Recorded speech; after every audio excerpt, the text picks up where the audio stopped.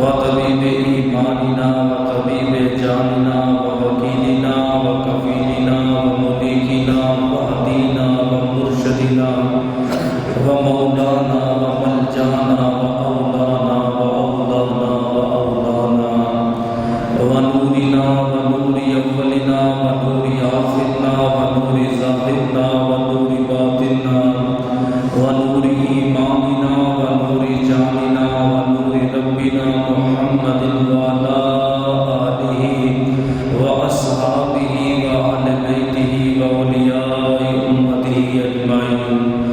أما بعد فأعوذ بالله السميع العليم والسلطان الكريم من الشيطان الرجيم. بسم الله الرحمن الرحيم.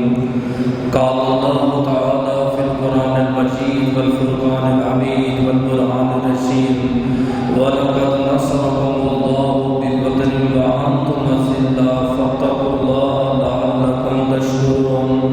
صدق الله العظيم. بندائے پروردگارم امت احمد نبی دوستارم چار یارم تابع اولاد علی مذہب حنفیہ دارم ملت حضرت خلیل خاک پائے غوث اعظم زیر سایہ ہر ولی. ان اللہ وملائکتہ یصلون علی النبی یا ایھا الذین آمنوا صلوا علیہ وسلموا تسلیما. اللهم صل على سيدنا ومولانا محمد وعلى آل سيدنا ومولانا محمد وبارك وسلم عليه. الصلاة والسلام عليك يا سيدي يا رسول الله وعلى آلك وصحبك يا سيدي يا حبيب الله. الصلاة والسلام عليك يا سيدي يا خاتم النبيين شفيع المسلمين أنيس الغريبين سراج الصالحين آمد مشتبہ جناب محمد مصطفیٰ کے دربار و ہر بار دربار میں ہدیتاً تحفتاً عقیدتاً محبتاً نذراناً درود شریف پڑھنے کے بعد دعا کروں کہ میرا پڑھنا اور آپ کا سننا اللہ پاک اپنے دربار لم یزل میں قبول و منظور فرمائے. اللہ پاک امام الانبیاء کے وسیلہ جلیلہ سے ہم تمام مسلمانوں کو اپنے گھر بیت اللہ اور گنبد خضرا کا دیدار نصیب فرمائے. اللہ پاک اپنی عظیم الشان کتاب قرآن پاک فرقان حمید قرآن رشید میں جنگ بدر کا ذکر فرما رہا ہے. ماہ مبارک ماہ رمضان المعظم ہے. 17 رمضان المعظم کو سیدہ طیبہ طاہرہ عابدہ زاہدہ حضرت عائشہ رضی اللہ تعالی عنہا کا وصال کا کمال ہوا. دوسرا 17 رمضان المعظم کو سیدہ طیبہ طاہرہ عابدہ زاہدہ حضرت رقیہ رضی اللہ تعالی عنہا کا وصال کا کمال ہوا. تیسرا 17 رمضان المعظم کو اسلام کی عظیم الشان جنگ بدر واقع ہوئی. حق اور باطل کی سب سے پہلی جنگ اسلام کی سب سے پہلی جنگ اسے جنگ بدر کے نام سے جانا جاتا ہے. یہ واحد جنگ ہے جس میں کفار کی تعداد 1000 سے زائد ہے. اعلیٰ قسم کے اسلحے بھی موجود ہیں، جنگجو بھی موجود ہیں، ڈھول بجانے والی ناچنے والی عورتیں بھی موجود ہیں، عمدہ قسم کی شراب بھی موجود ہے، عمدہ قسم کے ہتھیار بھی موجود ہیں. اور ادھر 313 میرے نبی کے دیوانے ہیں جن کے پاس 6 گھوڑے ہیں، 8 تلواریں ہیں، 70 اونٹ ہیں اور چند تلواریں ایسی ہیں جو زنگ آلود ہیں. جو تلواریں موجود تھیں ان کی نوکیں بھی ٹوٹی ہوئی تھی، دھاریں بھی ٹوٹی ہوئی تھی، لیکن اللہ کی ذات پہ توکل کرتے ہوئے نبی کا ساتھ دیتے ہوئے اسلام کا بول بالا کرتے ہوئے میرے نبی کے ساتھ روانہ ہوئے. اللہ تبارک و تعالی نے ان شہیدوں کی قربانی قبول فرماتے ہوئے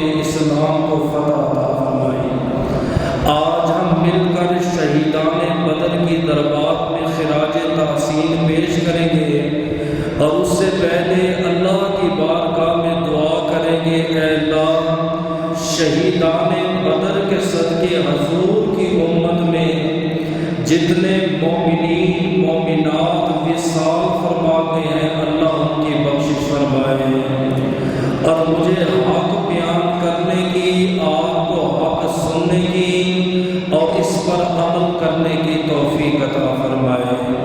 سب سے پہلے آپ نے یہ سمجھنا ہے کہ جنگ بدر کو بدر کیوں کہتے ہیں۔ علماء فرماتے ہیں چاند کو قمر کہتے ہیں اور چاند کو بدر بھی کہتے ہیں۔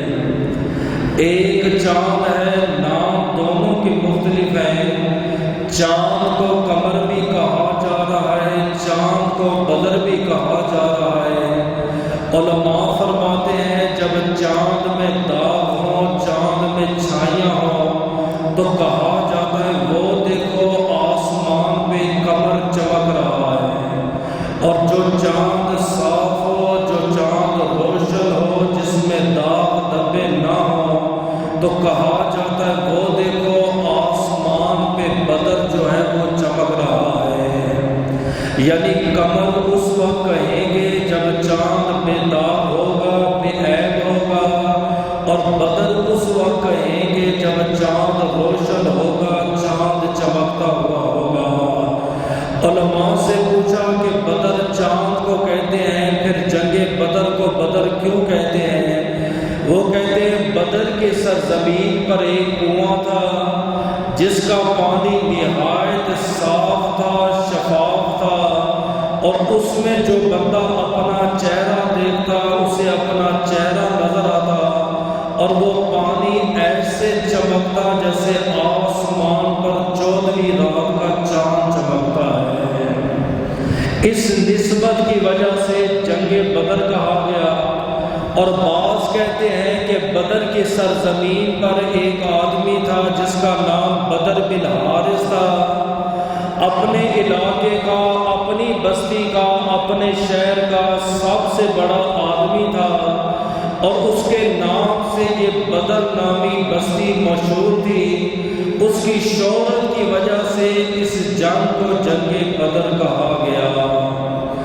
اب اللہ تبارک و تعالیٰ اس کا ذکر یوں ارشاد فرماتا ہے وَلَقَدْ نَصَرَكُمُ اللَّهُ بِبَدْرٍ وَأَنْتُمْ أَذِلَّةٌ، تحقیق اللہ نے تمہاری مدد فرمائی جب تم بے سر و سامان تھے۔ آپ باقیوں کا ترجمہ اٹھا کے دیکھیں، کسی نے ترجمے میں کہا ہے کہ وَلَقَدْ نَصَرَكُمُ اللَّهُ بِبَدْرٍ وَأَنْتُمْ أَذِلَّةٌ، تحقیق اللہ نے تمہاری مدد فرمائی معاذ اللہ جب تم ذلیل تھے یا تم خوار تھے۔ ایک قرآن ہے، ترجمہ کرنے والے مختلف لوگ ہیں۔ ایک بندہ وَأَنْتُمْ أَذِلَّةٌ کا ترجمہ کر رہا ہے جب تم ذلیل تھے، ایک بندہ ترجمہ کر رہا ہے معاذ اللہ جب تم خوار تھے، اور کہا کن کو جا رہا ہے؟ نبی کے صحابہ کے، نبی کے دیوانوں کو، کہ تحقیق اللہ نے تمہاری مدد فرمائی معاذ اللہ جب تم ذلیل تھے، جب تم خوار تھے۔ لیکن قربان جاؤ امام احمد رضا خان بریلوی پر جب میرے اعلیٰ حضرت نے ترجمہ لکھا، آپ فرماتے تحقیق اللہ نے تمہاری مدد فرمائی جب تم بے سر و سامان تھے۔ ترجمہ لکھنے کے لیے علم کا ہونا ضروری نہیں ہے، ترجمہ لکھنے کے لیے تحقیق کا ہونا ضروری نہیں ہے۔ ترجمہ سچا وہی لکھے گا جس کے دل میں عشق مصطفیٰ ہوگا۔ ایک بزرگ کہتے ہیں میں نے خواب میں پیران پیر غوث پاک کا دیدار کیا، اور میں نے خواب میں کہا کہ حضرت آپ کا اس دنیا میں کوئی جانشین ہے؟ آپ کے وصال کے بعد آپ کا کوئی نیب ہے؟ تو غوث پاک نے کہا بریلی کے شہر میں جانا، ایک جوان ہے جسے لوگ اعلیٰ حضرت کے نام سے جانتے ہیں، وہ غوث کا جانشین بھی ہے تے غوث کا نائب بھی ہے۔ وہ بزرگ کہتے ہیں جب میں انڈیا میں پہنچا میں نے دیکھا اعلیٰ حضرت امام احمد رضا خان بریلوی کنز الایمان کا ترجمہ لکھ رہے تھے۔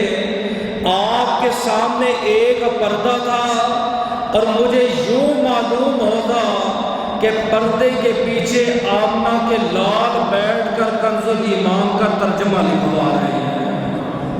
اس لیے اعلیٰ حضرت نے ترجمہ لکھا وَلَقَدْ نَصَرَكُمُ اللَّهُ بِبَدْرٍ وَأَنْتُمْ أَذِلَّةٌ، اور تحقیق اللہ نے تمہاری مدد فرمائی جب تم بے سر و سامان تھے۔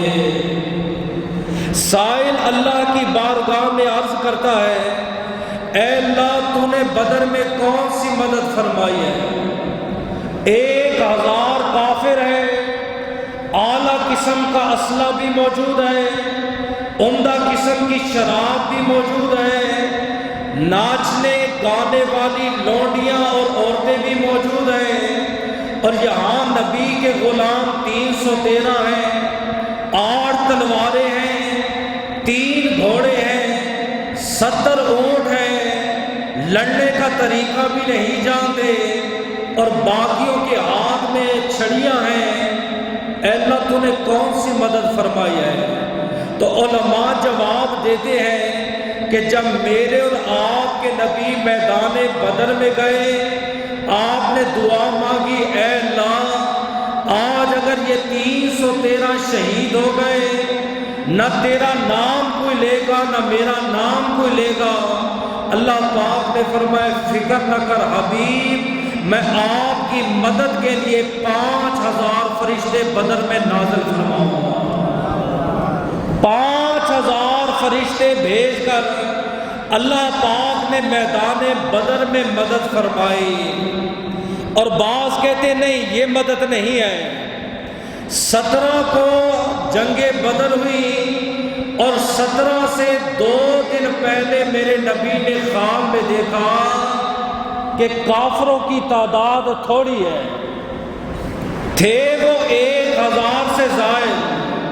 اب میرے نبی کو خواب میں دکھایا جا رہا ہے محبوب آپ فکر نہ کرنا کافر تھوڑے ہیں۔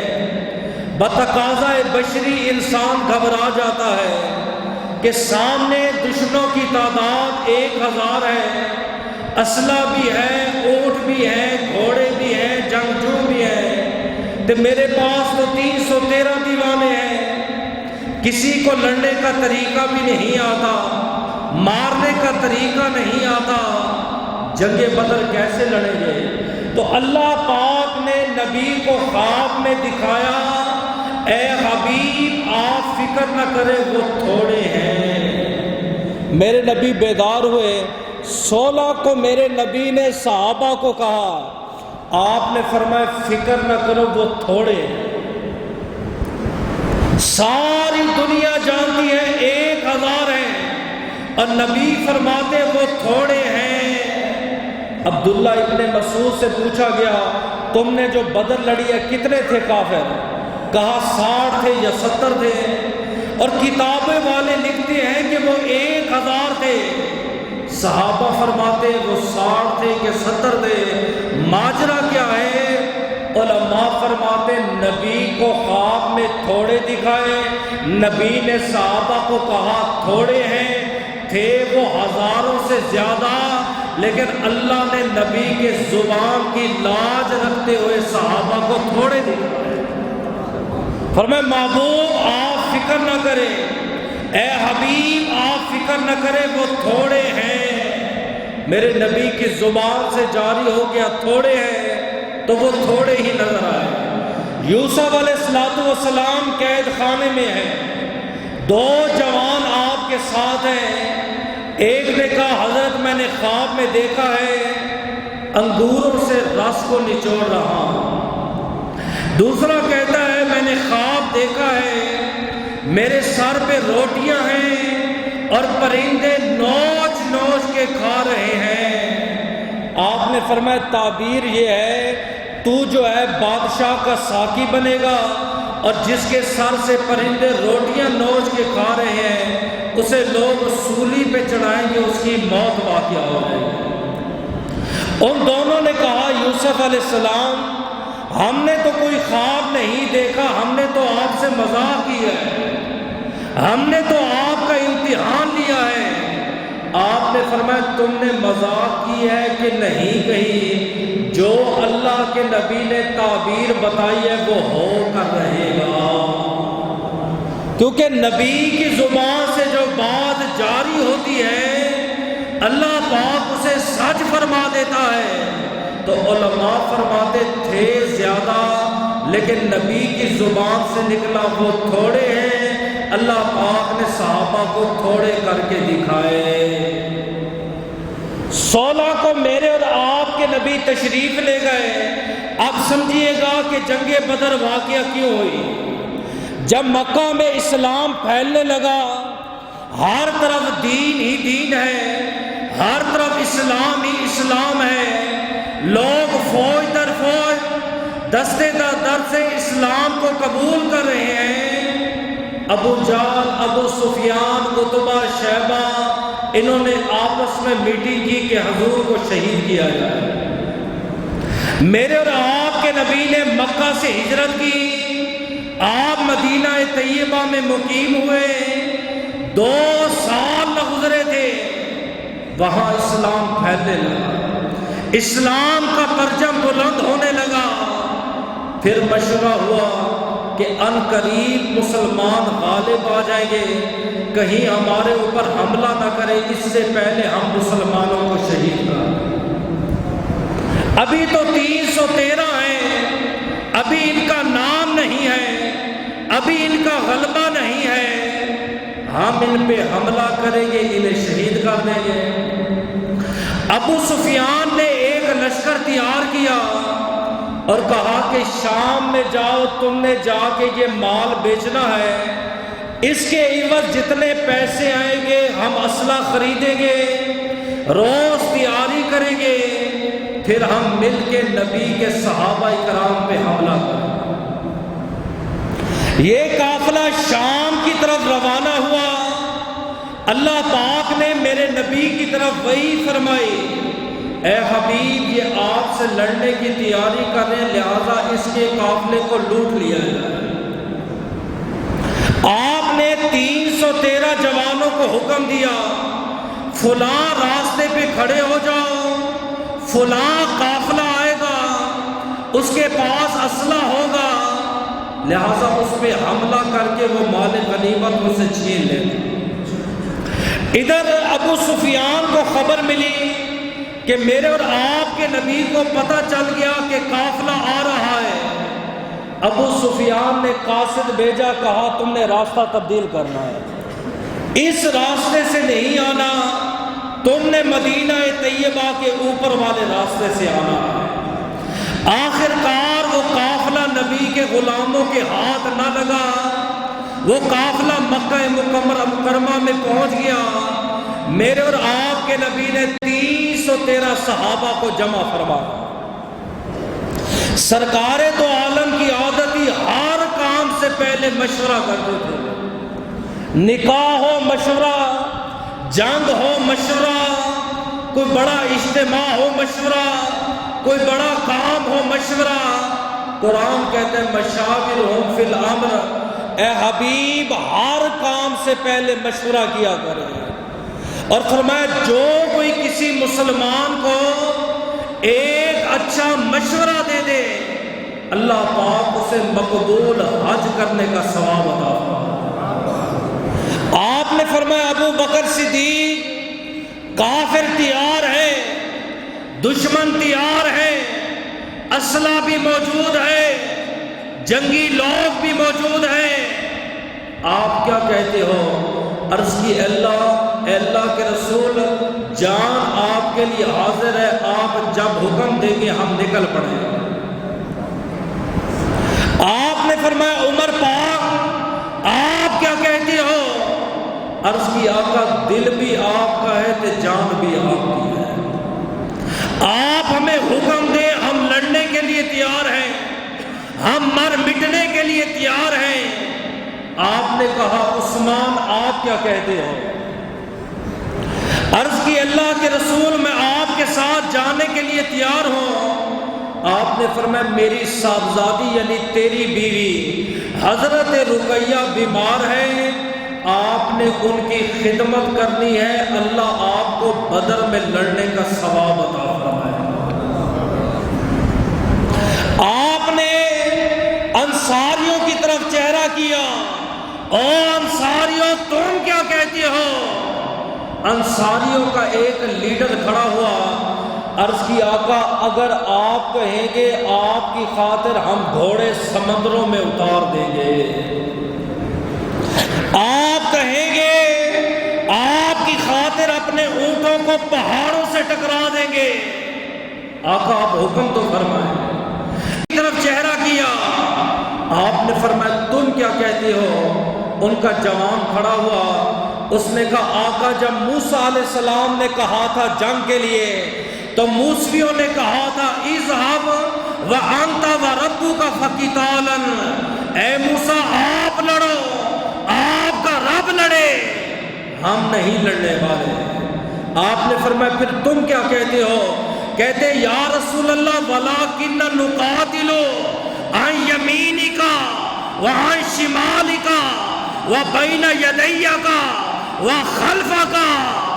فرمایا وہ موسیٰ کریم کے امتی تھے جو کہتے تھے آپ لڑو، ہم محمد کریم کے امتی ہیں، آپ کے لیے لڑیں گے بھی اور آپ کے لیے اپنی گردنیں بھی کٹوا دیں۔ مولا علی شیر خدا کا فرمان ہے، فرمایا کبھی بھی بزدل سے مشورہ نہ لینا، بزدل تمہارے حوصلے توڑ دے گا، تمہارے حوصلے پست کر دے گا۔ 313 جوان، ہم کیوں صحابہ کی شان میں بولتے ہیں؟ ہمیشہ صحابہ کا دفاع کیوں کرتے ہیں؟ ہم کہتے اس وقت انہوں نے اسلام کو بچایا ہے جب اسلام کا نام لینے والا کوئی نہیں۔ آج آپ کو کوئی کہے 313 ہو، بھارتیوں میں سے 1000 سے لڑو، کوئی بھی نہیں اٹھے گا۔ یا ہمیں اسلحہ نہیں چلانے آتا، ہمیں خنجر نہیں آتا چلانے، ہمیں لڑنے کا طریقہ نہیں آتا، آج تک ہم نے تلوار نہیں پکڑی ہے، لڑنے کے اصول نہیں جانتے۔ ایک بار میرے نبی نے آواز دی، سب نے کہا لبیک یا رسول اللہ، آقا ہم حاضر ہیں، آپ حکم تو فرمائیں۔ 16 کو میرے اور آپ کے نبی بدر کی زمین پر گئے، ہاتھ میں میرے نبی کے چھڑی ہے، آپ نے فرمایا او بلال، جی آقا، او فلاں بن فلاں کافر نہیں ہے؟ جی جی، جس نے مکہ میں آپ کو ستایا تھا؟ آپ نے فرمایا ہاں۔ جی آقا، فرمایا کل آئے گا تو یہاں مارا جائے گا، یہ نشان لگایا۔ او فلاں بن فلاں نہیں ہے؟ جی آقا۔ اور جس نے ہمیں پتھر مارا تھا؟ جی آقا۔ کل آئے گا ادھر لڑے گا تو ادھر مارا جائے گا۔ ابھی بھی آپ کو نہیں سمجھ آئے؟ فلاں بن فلاں نہیں ہے؟ جی آقا۔ کل آئے گا زندہ نہیں جائے گا، وہاں لڑے گا، وہاں لڑے گا، وہاں لڑے گا، جسم یہاں گرے گا۔ 16 کو میرے نبی بتا رہے ہیں، میں اس کے ساتھ بخاری کے ایک حدیث پڑھ دیتا ہوں تاکہ مسئلہ آپ کو پھر سمجھ آ جائے۔ بخاری میں حدیث موجود ہے، نبی کی ایک کنیز ہے، اس کی شادی ہے، 2 بچیاں بیٹھ کے دب بجا رہی ہیں اور انہوں نے شہدائے بدر کے لیے کچھ الفاظ پڑھے، کچھ منقبت پڑھی ہے، میرے نبی اس کو سن رہے تھے، بڑے باغور ہو کے سن رہے تھے۔ اچانک انہوں نے کہا کہ فینا نبی یعلم ما فی غد، اے لوگوں ہمارے اندر وہ نبی بیٹھا ہے جو کل کی خبریں دیتا ہے، بخاری کے اندر ہے۔ میرے نبی نے فرمایا بیٹیوں اس کو رہنے دو، وہ قصیدہ پڑھ کے سناؤ جس میں شہدائے بدر کے غازیوں کا ذکر ہے۔ منکر کہتا ہے دیکھو اگر نبی کو علم غیب ہوتا تو نبی نے کیوں منع کیا ہے؟ فرمایا اس کو رہنے دو۔ میں نے کہا میرے نبی نے منع کیا، یہ نہیں کہا کہ میرے پاس علم غیب نہیں۔ منع کرنا اور ہے، انکار کرنا اور ہے۔ یہاں میرا نبی کہہ رہا ہے نہ، میرا غیب نہ بیان کرو بلکہ شہدائے بدر کا قصہ پڑھ کے سناؤ، میرے صحابہ کا ذکر مجھے سناؤ۔ اگر کوئی اعتراض کرے کہ نبی کو علم غیب نہیں تھا، اسے کہو کہ مجھے بتاؤ بدر کب ہوئی ہے؟ 17 کو بدر ہوئی ہے، 16 کو نبی کیوں گئے ہیں؟ کس لیے میرے نبی 16 کو گئے ہیں؟ کیا کرنے گئے ہیں؟ بلال کہتا ہے لوگوں میں نے اپنی آنکھوں سے دیکھا 17 کو بدر ہوئی، میرے نبی نے کہا ابو جال یہاں مرے گا، میں نے ابو جال کی لاش کو دیکھا، وہ دوسری جگہ پڑی ہوئی تھی۔ تھوڑی دیر میں سوچتا رہا نبی کا فرمان جھوٹا نہیں ہو سکتا، یہ کیسے ممکن ہے؟ کہتے ہیں میں نے دیکھا اس کے گھوڑے نے اسے ٹانگوں سے جبایا اور گھسیٹتا ہوا اسی جگہ پہ لٹایا جہاں پہ میرے مصطفیٰ نے اشارہ کیا۔ یہ میرے نبی نے ایک دن پہلے خبریں دی ہیں، فلاں کافر آئے گا، زندہ نہیں جائے گا، یہاں لڑے گا، یہاں مارا جائے گا۔ 17 کو تیاری ہو رہی ہے، تیاری کیسے ہوئی ہے؟ نبی بھی روزے میں ہے، نبی کے تمام صحابہ روزے میں ہیں۔ آج شوگر تے بلڈ پریشر کی وجہ سے روزہ توڑ دو، بھائی مزدور طبقہ ہے، ہم کام کاج والے ہیں۔ میں کہتا ہوں 17 کو صحابہ نے روزہ رکھ کے جنگیں لڑی، عرب کی تپتی ریت پہ لڑی، کسی نے کوئی بہانہ نہیں پیش کیا، کسی نے کوئی عذر پیش نہیں کیا۔ 3 گھوڑے 70 اونٹ ہیں، 313 نبی کے صحابہ ہیں۔ آپ نے فرمایا ایک ایک گھوڑے پر 3 بندے سوار ہوں گے، ایک لگام پکڑے گا، جب وہ تھک جائے گا وہ سوار ہوگا، نیچے سے دوسرا اتر کے لگام پکڑے گا۔ جس گھوڑے پر میرے اور آپ کے نبی سوار ہوئے، آپ کے ساتھ ابو بکر بھی ہے، حضرت عمر بھی ہے، مولا علی مرتضیٰ بھی ہے۔ کہتے جب آدھے راستے پر پہنچے میرے نبی اتر گئے۔ آقا خرید آپ نے فرمایا اب تم بیٹھو گے تو میں لگام پکڑوں گا۔ شاعر کہتا ہے دیکھیے کس شان سے امت کا امام آتا ہے، خود تو پیدل ہے سواری پہ غلام آتا ہے۔ ابو بکر کہنے لگے، عمر کہنے لگے آقا آپ سوارو ہم لگام پکڑتے ہیں۔ فرمایا نہیں، میں نبی عدل اور انصاف کا پیغام لے کر آیا ہوں، کل میرا امتی عدل کرے تے فخر کرے میرے نبی کی سنت۔ آپ نے اپنے غلاموں کے ساتھ بے عدلی نہیں کی، اپنے دیوانوں کے ساتھ بے عدلی نہیں کی۔ راستے میں جا رہے تھے، کفار ہنس رہے ہیں، اور یہ 313 ابو سفیان کے لشکر کے ساتھ لڑیں گے، یہ ابو جہل سے لڑیں گے، ہاتھ میں کیا ہے؟ اس نے کہا چھڑی ہے۔ آگے سے ہنستے تھے، فرمایا چھڑیوں سے لڑو گے؟ اور چھڑیوں کا تلواروں سے مقابلہ ہوتا ہے، ان چھوٹے چھوٹے ڈنڈوں کا مقابلہ تم کلہاڑوں کے ساتھ کرو گے؟ آگے سے ایک جواب دیتے، فرمایا ہمارے خدا کا حکم ہے کہ ہم اپنے نبی کے ساتھ ہیں، ہم اپنی گردنیں بھی کٹوا دیں۔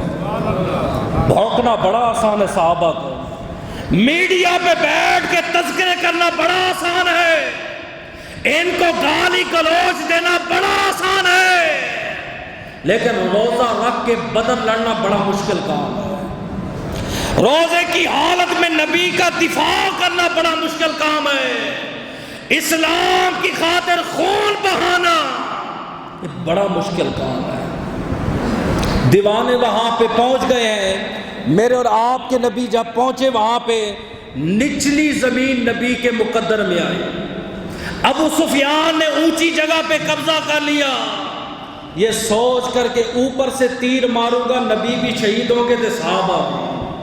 خدا کی شان دیکھے، بارش ہوئی ہے، اوپر کیچڑ بن گیا، نیچے ریت ہی ریت ساری کی ساری بیٹھ گئی. میرے اور آپ کے نبی نے حوض بنائے، آپ نے فرمایا پانی جمع کرو. ایک صحابی جس کا نام حارث ہے آیا، جنگ شروع نہیں ہوئی، پانی کا ایک گھونٹ پیا، تیر لگا، وہاں پہ شہید ہو گیا. جنگ ختم ہو گئی. اس کی ماں میرے نبی کے پاس آئی، کہتی ہے آقا میرا بیٹا اس وقت کہاں پہ ہے؟ مسئلہ انہیں بھی پتا تھا کہ شہید جنتی ہے. آقا میرا بیٹا جنگ لڑتے فوت نہیں ہوا، وہ تو پانی پی رہا تھا، شہادت سے پہلے شہادت کا جام پی گیا. آپ بتائیں میرا بیٹا کہاں پہ ہے؟ بیٹھے نبی زمین پر ہیں، آسمان کی طرف دیکھا، بخاری کے اندر. یہ اور بات ہے، رفع یدین والی آتی ہے، نظر حدیث سے یہ نہیں آتی. آپ نے فرمایا انہ جنان کثیر، اے مائی جنتیں بڑی ہیں، تجھے مبارک ہو، تیرا بیٹا جنت الفردوس میں ہے. بیٹھا میرا نبی زمین پہ ہے اور نگاہیں جنت الفردوس کو دیکھ رہی ہے. جنگ شروع ہونے لگی، آپ نے فرمایا صفیں بناؤ. یہ مسئلہ آپ کے لیے بڑا قابل غور ہے. ان اللہ و ملائکتہ یصلون علی صفوف الاول، فرمایا جو پہلی صف میں نماز پڑھتا ہے خدا کے فرشتے اس پر درود و سلام کے نذرانے بھیجتے ہیں. پہلی صف میں جو نماز پڑھتا ہے اللہ اسے اونٹ صدقہ کرنے کا ثواب عطا فرماتا ہے. دوسری صف میں پڑھتا ہے اللہ اسے گائے صدقہ کرنے کا ثواب عطا فرماتا ہے.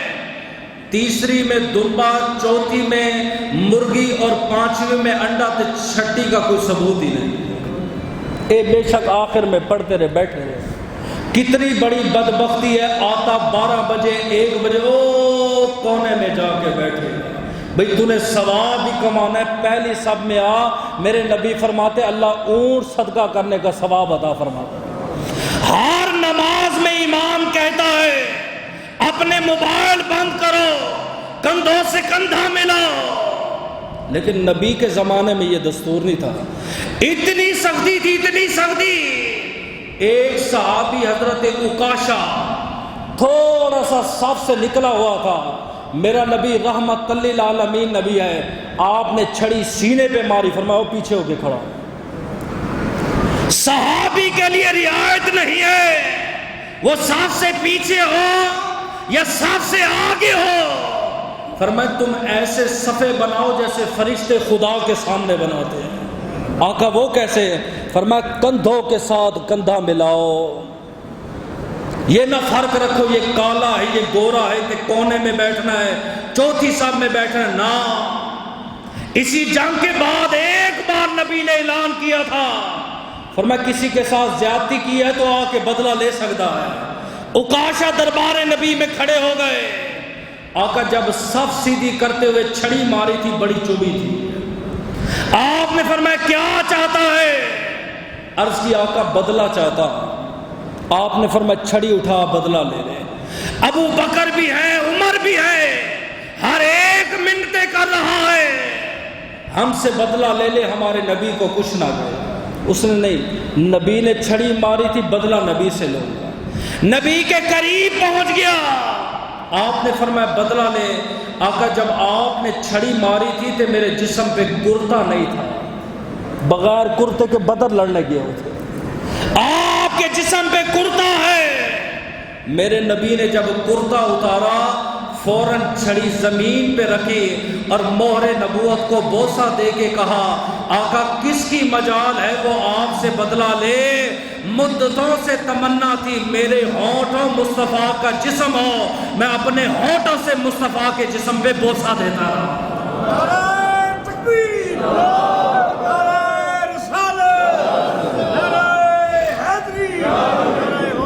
ہم سے اس نے نہیں پوچھا تھا انگوٹھے چومنے کا ثبوت کہاں پہ ہے، جسم چومنے کا ثبوت کہاں پہ؟ یہ محبت ہے جس کے دل میں چاہے اللہ رکھ دے۔ 3 کافر سب سے پہلے میدان میں اترے، ایک کا نام شیبہ ہے، ایک کا نام عتبہ ہے، ایک کا نام امیہ ہے۔ میرے نبی نے اس کے بدلے میں 3 صحابی بھیجے ہیں، اصول تھا 3 تم بھیجو گے 3 ہم بھیجیں گے۔ ابو جہل نے کہا جنگ نہیں ہوگی، میرے نبی نے کہا کیوں؟ اس نے کہا آقا ہم قریشی ہیں، ہم بڑے خاندان والے ہیں، اے انصاری یہ صحابہ یہ ہمارا مقابلہ کریں گے، ہمارے جوڑ کے لاؤ، ہمارے پلے کے لاؤ۔ میں نے خدا جانتا ہے جب رات اس روایت کو پڑھا میرا دل خوش ہو گیا، چلو یہ بات تو سمجھ آ گئی ہے، جو صحابہ کو بھونکے وہ جہل نہیں ابو جہل ہوتا ہے۔ یہ سب سے پہلے اس نے بکواس کی تھی۔ آپ نے فرمایا اچھا اپنے پلے کے اپنے جوڑ کے چاہتے ہو؟ فرمایا بلاؤ ذرا علی کو۔ مولا علی شیر خدا بھی آ گئے، فرمایا جا میرے چاچا امیر حمزہ کو بلا۔ امیر حمزہ بھی آ گئے، فرمایا جا ذرا سعید کو بھی بلا، سعید بھی آ گئے۔ فرمایا آئے تمہارے پلے کے لڑو۔ جنگ شروع ہوئی، تینوں کے تینوں مارے گئے، عتبہ بھی مارا گیا، شیبہ بھی مارا گیا، امیہ بھی مارا گیا۔ ادھر نبی کا صحابی سعید جو ہے وہ شہید ہو گیا۔ ابو جہل نے دوسری چال چلی ہے، اس نے کہا محمد بن ابی بکر کو میدان میں اتارو۔ کون ہے؟ حضرت ابو بکر صدیق کا سگا بیٹا، اماں عائشہ کا سگا بھائی ہے، ابھی اسلام قبول نہیں کیا، کافر ہے۔ میدان میں اترا، میرے نبی نے پیچھے مڑ کے دیکھا کس کو کھڑا کروں؟ اس صف میں دیکھو بیٹا کھڑا ہے، ہمارے پاس اس کا باپ کھڑا ہے۔ آپ نے پیچھے مڑ کے دیکھا، فرمایا کون اس سے لڑے گا؟ ابو بکر نے کہا لبیک یا رسول اللہ۔ ہائے ہائے ہائے ہائے ہائے، مسلمان ان کے گلے شکوے کرنے بڑے آسان ہیں، ان کو فیس بک پر برا بلا کہنا بڑا آسان ہے۔ آج باپ نے تلوار اٹھائی ہے، آقا میں لڑوں گا، خون میرا ہے، نطفہ میرا ہے، جگر گوشہ میرا ہے، باپ لڑے گا۔ لڑائی شروع ہوئی، بعد میں یہ میدان ایک جیسا ہو گیا، دونوں بچ گئے۔ ایک دن بیٹے نے کہا جب اسلام قبول کیا، ابو بکر کھانا کھا رہے تھے، بابا آپ بدر میں 7 مرتبہ میری تلوار کے نیچے آئے، میں نے تلوار نہیں چلائی۔ فرمایا کیوں نہیں چلائی؟ آپ میرے بابا ہو، ابا حضور ہو میرے۔ بابا اگر میں آپ کی تلوار کے نیچے آتا پھر؟ فرمایا رب کعبہ کی قسم ہے تیرا سر کچل دیتا۔ فرمایا میں آپ کا بیٹا نہیں ہوں۔ فرمایا یہاں باپ اور بیٹے کا مسئلہ نہیں تھا، عزت رسول کا مسئلہ تھا، اور صدیق نبی کی عزت کی خاطر اولاد کا سر کاٹ بھی سکتا ہے تو اپنی گردن کٹوا بھی سکتا ہے۔ جنگ بدر شروع ہو گئی، لڑائی شروع ہو گئی۔ آپ نے کہا بلال ذرا اعلان کرو نا، جوانوں کی ضرورت ہے۔ بلال مدینے کی گلیوں میں اعلان کر رہا ہے الجہاد الجہاد۔ برقعے میں ایک عورت آئی، بالوں کا گچھا پیش کیا، فرمایا بلال یہ لے جاؤ۔ آپ نے فرمایا ہمیں جوانوں کی ضرورت، تیرے بالوں کو کیا کریں گے؟ اس نے کہا بلال اگر گھر میں بوڑھا ہوتا، گھر میں جوان ہوتا، ایک ماں کا بچہ بھی ہوتا، میں نبی کی خدمت میں بھیج دیتی۔ میرے پاس اور کچھ نہیں ہے، یہ میرے بال لے جاؤ، اگر مجاہد کے گھوڑے کی لگام ٹوٹ جائے میرے بالوں کی لگام بنا لینا، تاکہ اسلام جو ہے نیست و نابود نہ ہو۔ ان کے لیے علامہ اقبال نے لکھا ہے کہ محمد سے وفاتوں نے، ہمارے لیے نہیں لکھا۔ بلال کہتے ہیں میں دوسری گلی میں گیا، میں نے کہا الجہاد الجہاد۔ 2 بچے ہیں، ایک کی عمر 7 سال ہے، دوسرے کی عمر 9 یا 8 اور 9 سال ہے۔ بیٹا آپ کھڑے ہو نا ذرا، کتنی عمر ہے ذرا میں سمجھا لیکن کتنی عمر ہے؟ 6۔ یہ 6 سال کا بچہ ہے، ایک بچے کی عمر 7 سال ہے، ایک کی عمر 8 سال ہے۔ ایک کا نام معاذ ہے تو دوسرے کا نام معوذ ہے۔ گھر گئے تو بیوہ ماں رو رہی ہے۔ ماں کیوں رو رہی ہو؟ فرمایا آج بلال نے اعلان کیا ہے جوانوں کی ضرورت ہے، تیرا باپ ہوتا نا میدان میں بھیج دی اور وہاں وہ شہید ہو جاتا، مجھے لوگ کہتے دیکھو بھئی شہید کی بیوی جا رہی ہے۔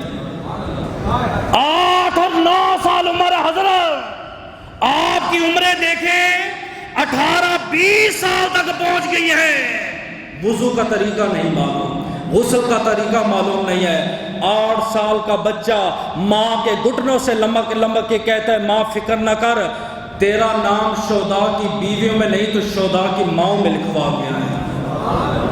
ماں نے نہیں روکا، معاذ معوذ تم چھوٹے ہو، تمہیں لڑنے کا طریقہ نہیں آتا۔ دونوں نبی کی خدمت میں گئے، ایک چھوٹی چھوٹی چھریاں، ایک چھوٹے چھوٹے چاقو آدمی ہیں۔ آقا ہم حاضر ہیں۔ آپ نے مسکرا کے کہا تمہارا کام نہیں، گھر جاؤ۔ آقا گھر نہیں جائیں گے، ماں سے وعدہ کر کے ہیں تیرا نام لکھوانا ہے۔ آپ نے فرمایا اچھا ایسے ہے آپس میں کشتی کرو، جو جیت جائے گا وہ میرے ساتھ جائے گا، جو ہار جائے گا وہ ماں کی خدمت کرے گا۔ وہ بھائی جو 8 سال تک نہیں لڑے آج گربان پکڑ کے ایک دوسرے کو گرا رہے ہیں۔ معاذ کہتا ہے تو گر جا میں نبی کے ساتھ جاؤں گا، معوذ کہتا ہے تو گر جا میں نبی کے ساتھ جاؤں گا۔ میرے نبی نے جب دونوں کا جذبہ دیکھا دونوں کو چھڑوایا، فرمایا فکر نہ کرو معاذ تو بھی نبی کے دربار میں قبول ہے، معوذ تو بھی نبی کے دربار میں قبول ہے۔ اگلے دونوں جب میدان بدر میں اترے، عبد الرحمن ہے جس کے پیچھے نبی نے نماز پڑھی، دوسرا ابو بکر ہے نبی کا امام جس کے پیچھے نبی نے نماز پڑھی۔ وہ کہتے ہیں میں نے سلام پھیرا، السلام علیکم، ادھر معوذ تھا، السلام علیکم، ادھر معاذ تھا، چھوٹی چھوٹی تلواریں ہیں۔ جملہ سنا، چاچا جی بیٹا ابو جال کہاں پہ ہے؟ نہیں سمجھ آیا، میں پھر پڑھتا ہوں، چاچا ابو جال کہاں پہ ہے؟ فرمایا بیٹا اس کو کیوں تلاش کر رہے ہو؟ فرمایا انہو یسب النبی صلی اللہ علیہ وسلم، وہ ہمارے نبی کو گالیاں دیتا ہے۔ نہیں سمجھ آیا۔ آج پاکستان کا ایک بچہ اگر انڈیا کے ساتھ لڑنے کے لیے چلا جائے، انڈیا کے 1000 فوجی کھڑے ہوں اور وہ بچہ کہے مودی کہاں پہ ہے، سوال تو یہ ہوگا یار تو نے لڑنا انڈیا سے ہے، وہ 1000 فوجی کرے کسی کو بھی پکڑ لے، معاذ اور معوذ دونوں امامت کے مسلح پر آئے۔ چاچا ان 1000 سے ہمارا لینا دینا نہیں ہے، دشمن وہ خدا کے ہیں، ہمیں یہ بتا مصطفیٰ کا دشمن کہاں ہے؟ نہیں سمجھ آیا، ابھی بھی نہیں سمجھ آیا، گھر جا کے سوچنا پھر سمجھ آئے۔ چاچا وہ خدا کے دشمن ہیں، ابو جال خدا کا بھی دشمن ہے، تے مصطفیٰ کے پہلے بتا غصہ کے رسول کہاں ہے؟ انہوں نے کہا میں پریشان ہو گیا، چھوٹے چھوٹے جوان یہ کیا کریں گے؟ میں نے اشارہ کیا وہ دیکھو، وہ سامنے جو سردار لشکر میں کھڑا یہ ابو جال ہے۔ دونوں ٹوٹ پڑے، گھوڑے کی ٹانگوں کو کاٹا، ابو جال نیچے گرا، ابو جال پہ حملہ کیا۔ ابو جال کی فوج نے جب تلواریں ماری، ایک کا بازو لٹک گیا، معوذ نے اپنا بازو زمین پہ رکھا اور اوپر پاؤں رکھ کے بازو کو تن سے جدا کر دیا۔ فرمایا وہ بازو میرے جسم کا حصہ نہ رہے، جو جنگ کرنے کے لیے درمیان میں رکاوٹ بن جاتا ہے۔ میدان بدر کے بعد میرے نبی نے بازو اٹھایا، فرمایا اے اللہ گواہ ہو جا، جب قیامت کا دن ہوگا اللہ کہے گا محبوب آپ کے امتیوں نے میری نافرمانی کی ہے، میں یہ بازو پیش کروں گا، آپ کے بندوں نے بھی میرے بچوں کے بازو کو کاٹا ہے، اور ماذ کا وسیلہ پیش کروں گا، ماذ کے وسیلے کے صدقے اللہ میری امت کے 70,000 امتیوں کی بخشش کا اعلان فرمائے گا۔ 70 کافر مارے گئے، 70 کافر، 313 کے ہاں 14 صحابہ کرام جو ہے وہ شہید ہوئے۔ قیدیوں کو لایا گیا، مسجد نبوی میں لا کے انہیں باندھ دیا گیا، کچھ قیدی لوگوں میں تقسیم کر دیے گئے۔ آپ نے فرمایا ابو بکر صدیق آپ کیا کہتے ہو، ان کے ساتھ کیا سلوک کیا جائے؟ عرض کی آقا فدیہ لے لیں، پیسے لے لیں تو چھوڑ دیں۔ آپ نے کہا عمر پاک آپ کیا کہتے ہو؟ عرض کی اللہ کے رسول جن کے رشتہ دار صحابہ ہیں ان سے فدیہ لے کے چھوڑ دیں، جن کا یہاں کوئی رشتہ تعلق نہیں ہے کھوپڑیاں ان کی اڑا گردنیں ان کی کاٹ دیں۔ میرے اور آپ کے نبی بستر پہ گئے، ساری رات میرے نبی کو نیند نہ آئی۔ صحابہ نے عرض کی آقا ہمارے ماں باپ آپ پہ قربان جائے، آپ کو رات کو نیند کیوں نہیں آئی؟ فرمایا میرے چاچا حضرت عباس کے ہاتھوں میں رسیاں تھیں کہ وہ رات کو جب ہائے ہائے کرتے تھے تو مجھے نیند نہیں آتی تھی، اور میرا چاچا عباس عبد المطلب کا لاڈلا بیٹا ہے، یہ میرے بابا عبداللہ کا جو بھائی، میرا بابا عبداللہ اس سے بڑی محبت کرتا تھا، میرے دادے نے بڑے لاڈ اور پیار سے پالا ہے، رات کو وہ چیخ مارتا تھا کہ مجھے بستر پہ نیند نہیں آئی۔ اس لیے حضور نے فرمایا چاچا باپ کی جگہ پہ ہوتا ہے، دشمن نہیں ہوتا۔ آقا اگر آپ اجازت دیں آپ کی خاطر رسیاں کھول دیں، آپ نے فرمایا پھر عدل کرو، انصاف کرو، میرے چاچے کی بھی رسیاں کھولو تے میرے چاچے کے صدقے سارے قیدیوں کی رسیاں کھولو۔ ساریوں کی رسیاں کھول دی گئی۔ میرے نبی اپنے چاچا حضرت عباس کے پاس گئے، آپ نے فرمایا چاچا کیسے ہو؟ فرمایا الحمدللہ۔ چاچا فدیہ دو، آزاد ہو تو واپس چاچی کے پاس واپس چلے جاؤ۔ آگے حضرت عباس نے جواب کیا دیا، پہلے میں ایک جملہ اس میں جو ہے نا وہ جمع کر لو پھر آپ کو سمجھ آئے گا۔ 16 کو جب عباس نکلے تھے، رات تہجد کا وقت ہے، کمرے میں چراغ بھی باندھا ہے، ایک ان کی بیوی ام فضل ہے، ایک نبی کا چاچا عباس ہے۔ سونے کی تھیلی چاچی کو دے کے کہا، فرمایا اگر میں زندہ آیا تو خود تقسیم کروں گا، اگر میرا وصال ہوا تو فلاں فلاں کو دے دینا۔ 17 کو قیدی بنا، 18 کے 19 کو میرے نبی کے سامنے ہے۔ آپ نے فرمایا چاچا مال دے تے آزاد ہو جا۔ آگے سے کہا بھتیجے محمد میرے پاس تو کچھ نہیں ہے، میرے پاس تو کوئی مال نہیں ہے، میرے پاس تو کوئی دولت نہیں ہے۔ آپ نے فرمایا جو چاچی کو رات کو تھیلی دی تھی وہ کہاں جائے؟ عباس کہتے ہیں میں حیران ہو گیا، میں نے کہا بھتیجے تجھے کس نے بتایا؟ فرمایا جس خدا نے مجھے رسول بنایا ہے اسی خدا نے مجھے بتایا ہے۔ اسی وقت کلمہ پڑا اور دین اسلام میں داخل ہو گئے۔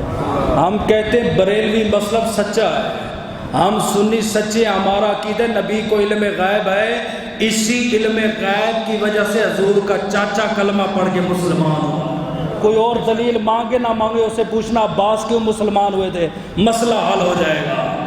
جنگ ختم ہو گئی، میرے اور آپ کے نبی نماز پڑھا رہے ہیں۔ اب توجہ کرنا، جابر کہتے ہیں کننا یصلی رسول اللہ صلی اللہ علیہ وسلم فتبسم رسول اللہ صلی اللہ علیہ وسلم، کہتے ہیں میں نبی کے پیچھے نماز پڑھ رہا تھا، دوران نماز میرے نبی مسکرائے۔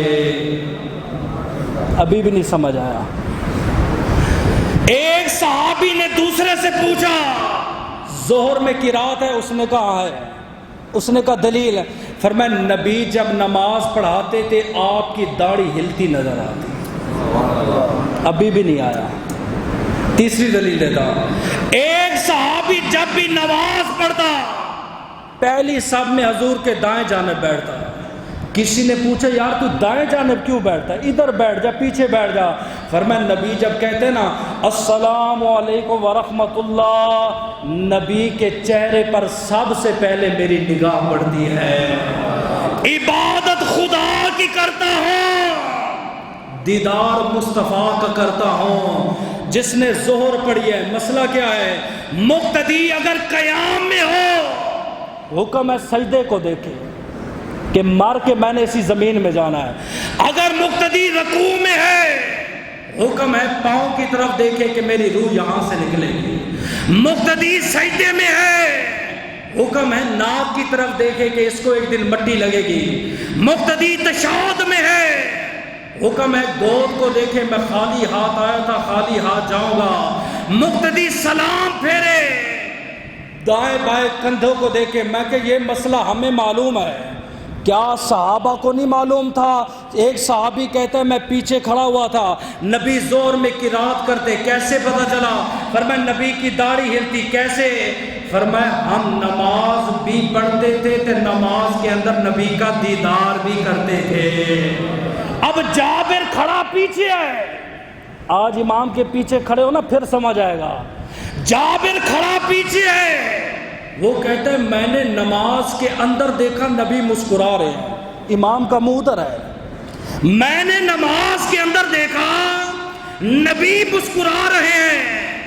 تو نماز کے بعد میں نے پوچھا آقا نماز میں مسکرا رہے تھے تو میرے نبی نے یہ نہیں کہا تو مجھے دیکھ رہا تھا، تو میری طرف دیکھ رہا تھا یا اللہ کی عبادت کر رہا تھا؟ آپ نے فرمایا میں اس لیے مسکرایا جبریل مسکرا رہا تھا. آقا جبریل کیوں مسکرایا؟ فرمایا جبریل جب جنگ جیت کے نا پیلا امامہ تھا تو جنگ جیت کے آسمانوں پر گیا، پہلے آسمان پر گیا. انہوں نے پوچھا کون ہو؟ فرمایا جبریل ہوں، دروازہ کھولو. فرمایا اللہ پاک نے فرمایا جبریل آئے تھے دروازہ نہ کھولنا. وجہ اے اللہ کیا وجہ ہے؟ آپ نے کہا بدر لڑنی ہے.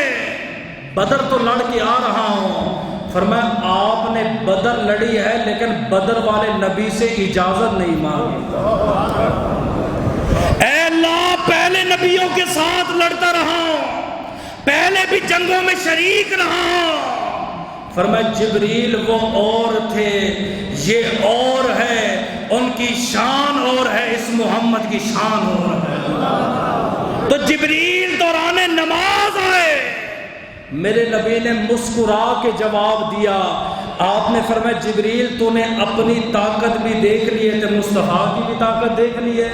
یہ بتاؤ اسی جنگ میں آخری بات ہے، ایک قیدی مسجد میں بندھا ہوا ہے تو میرے نبی آئے، بزرگ ہے، رو رہا تھا، آنسو اتنے ہیں کہ اس کا سینہ جو ہے نا وہ تر ہو گیا. حضور رحمت للعالمین نبی ہیں، آپ اس کے قریب آئے. آپ نے فرمایا کیوں روتا ہے؟ اس نے عرض کی آقا مجھے گھر کی یاد آ رہی ہے. آپ نے فرمایا ہمارے 2-3 قانون ہیں، اس پہ عمل کر، ہم تجھے آزاد کر دیں گے. اگر تو میرے 10 صحابہ کو لکھنا پڑھنا سکھا دے میں تجھے آزاد کر دوں گا. اس نے کہا آقا لکھنا نہیں جانتا. آپ نے فرمایا پڑھنا سکھا دے. اس نے کہا پڑھنا بھی نہیں جانتا. آپ نے فرمایا فدیہ دے. اس نے کہا فدیہ بھی نہیں ہے. نہ لکھنا جانتا ہے، نہ پڑھنا جانتا ہے، نہ فدیہ پاس موجود ہے. آپ نے فرمایا پھر تو آیا کیوں ہے لڑنے کے لیے؟ اس نے کہا آقا میری 5 بیٹیاں ہیں تو 5 جوان ہو گئی ہیں، میں نے ان کا نکاح کرنا تھا، میرے پاس مال نہیں تھا، مال کی خاطر بدر لڑنے آیا، شاید جیت گیا تو مال ملے گا، بیٹیوں کا نکاح کروں گا. میرے نبی نے جب بیٹیوں کا سنا آپ نے فرمایا سن، میں نبی اپنی 4 بیٹیوں کے صدقے 5 بیٹیوں والے باپ کو آزاد فرماتا ہوں.